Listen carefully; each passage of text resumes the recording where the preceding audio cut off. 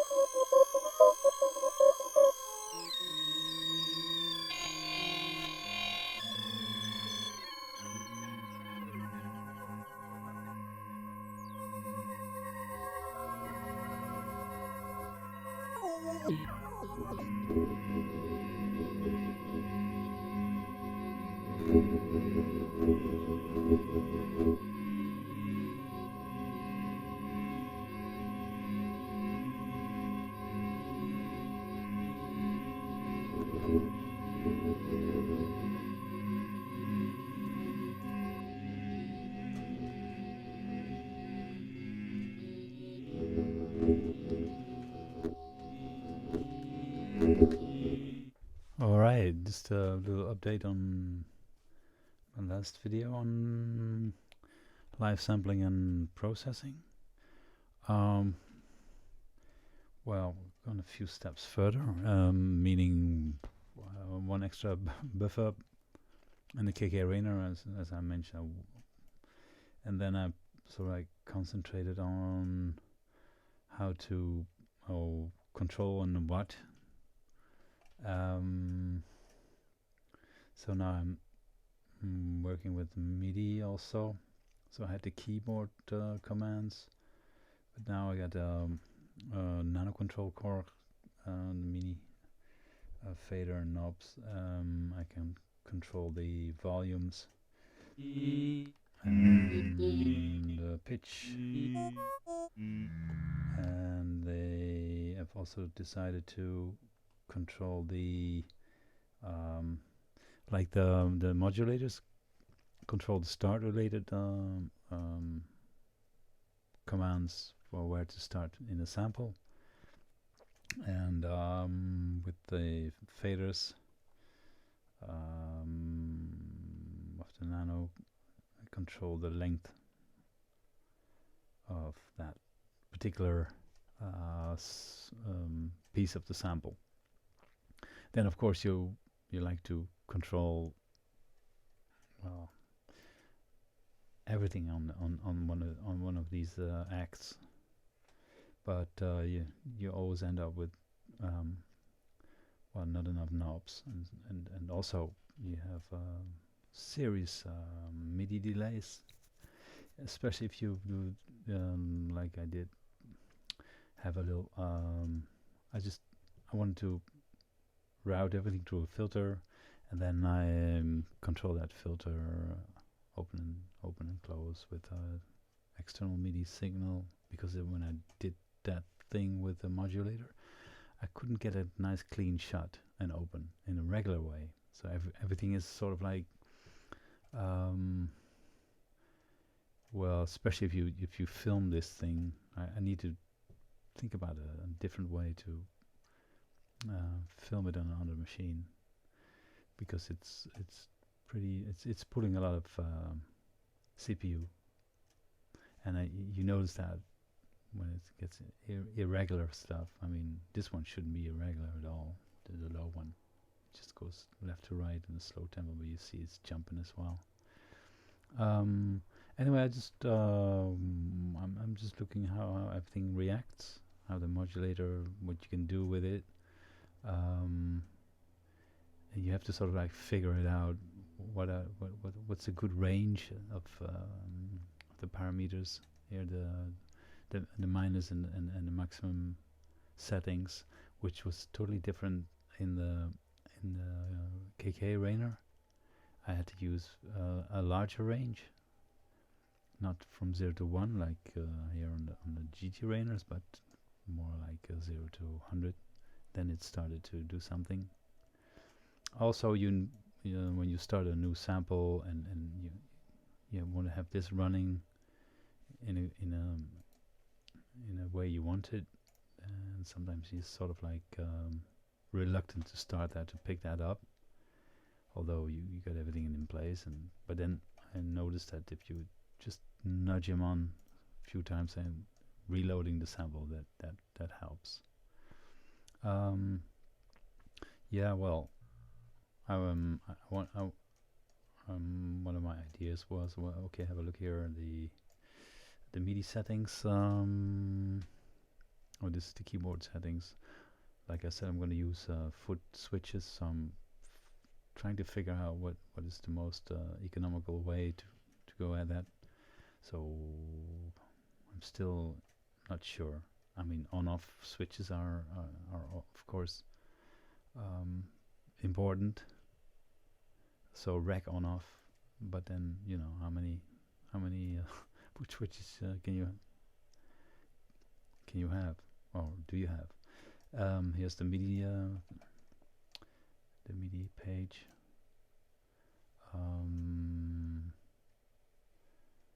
Well, this is from the nano control. Anyway, it's not, you know, I talked about this in previous videos. Then I added something I'd like to do, then just to route every sound to one act. And this one was this time the X filter, and then I want to control the X filter. Well, not the X filter yet. I'm going to add something to control the movement, but that's not really a big thing. The thing was everything goes to that filter, and then I route it to the mixer, and then I wanted to control the mixer to you know, open and shut, and then because I like the overall effect of you know,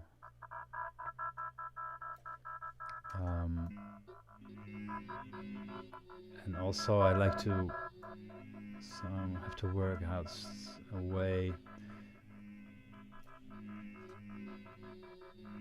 to have that you know, as a standby. But it's also interesting, you can immediately see if you want to have the total clean route to this filter or whatever you're going. This one is going to the Munger here. This is the full sound, and now it's fully routing all the sound without hearing the machine itself. And you can do the same here, and the same here. So down the line you can pick it up somewhere. That's also could be very nice to control that with knobs. So you build an external synthesizer controller, and then well, everything comes down here.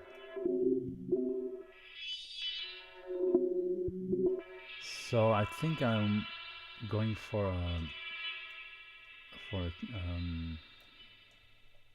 some sort of a command or a button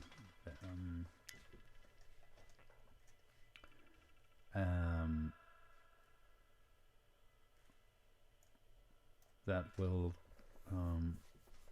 trigger the whole chain of events. You coming from an open, or well, you know, some sound going on, whatever it is, and then Fang, you go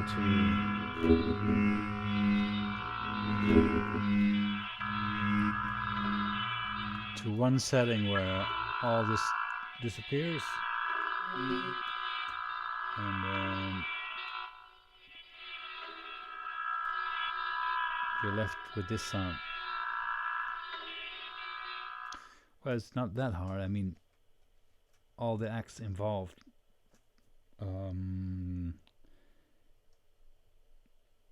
You give one preset to all the acts involved. One preset block here. It's saying, okay, this is the default, or the setting for the routing to, you know, close itself, but you know, and send the signal to down this line, and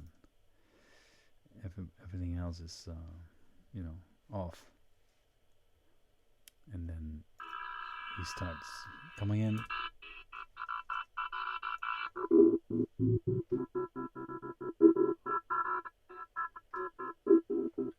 At the end of a process, and then you can pick it up again.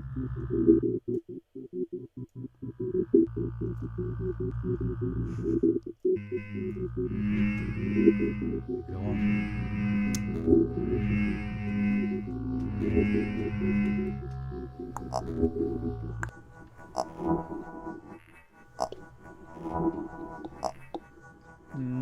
Yeah. Okay. Okay.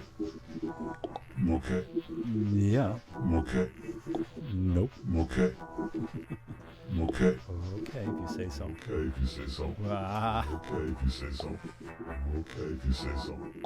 Okay, if you say so.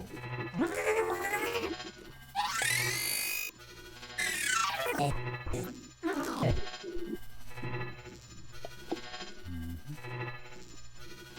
we can see the midi delay already. Sorry about that. Alright. Yeah, we know where we are. Do something about it.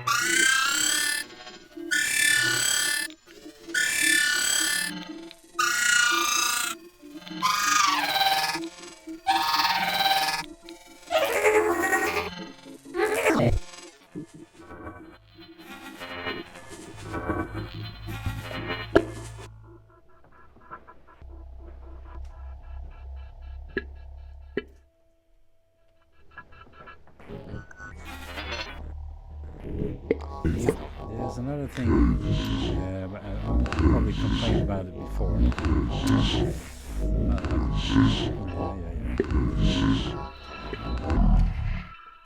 That's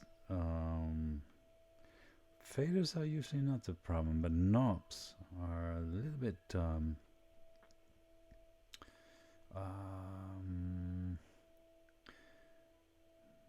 if you look at this one here, the Reina number 2, I have one knob for the pitch, and well, look, he's sort of like jumpy, right? He's not really smooth, so that means he's not very accurate, not very relaxed, and that means also that, where are we? Oh, here. There's this baby here, and well, sometimes it means that you have to make your operation field a bit smaller. Are we still in the right place? No way, mate. Jesus. We jumped? Oh, sorry about that.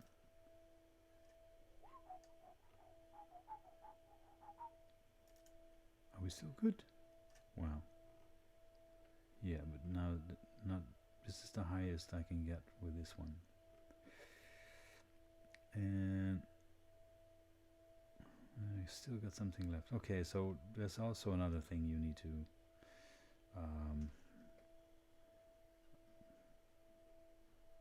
be precise, or as precise as possible with, let's say, the parameters in themselves. function at best at a certain range, depending also probably on your MIDI device. Alright, well, this was it for now.